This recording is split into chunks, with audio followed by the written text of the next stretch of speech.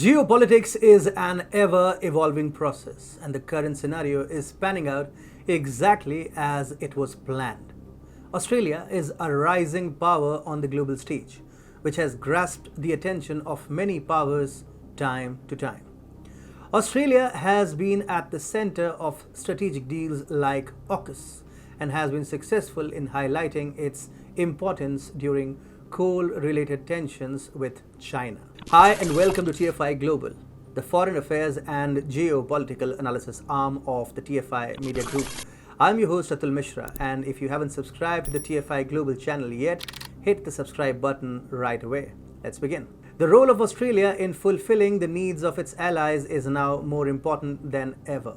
The Ukraine war has led to the disruption of commodity supply lines and has largely altered dynamics. The conflict has orchestrated rivalry between states that were once friendly. An additional consequence of the conflict is now shaping up in Australia. Since the start of the Ukraine war, Canberra has been extremely loyal to the US and its allies. However, as history teaches us, individual needs always triumph in times of crisis. The same scenario has now started to gather momentum in Australia. Amid the global energy supply crunch, Australia has been a vital partner in assisting the European nations with their LNG needs. Australia is the world's leading LNG exporter. It is also competing with Qatar and the United States to emerge as the biggest producer. Coal and gas exports are very vital for the Australian economy.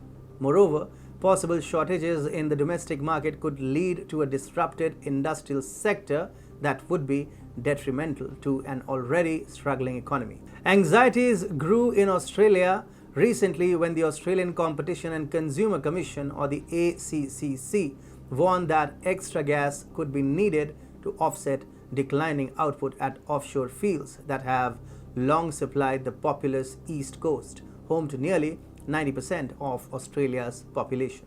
The Commission found out that LNG exporters are likely to withdraw more gas from the domestic market than they plan to supply. A shortage of 56 petajoules is now expected, equivalent to around 10% of demand, or 14 LNG cargoes in total. In response, the Resources Minister Madeleine King said she would consult with LNG exporters and Australia's trading partners before making a decision to limit exports in October.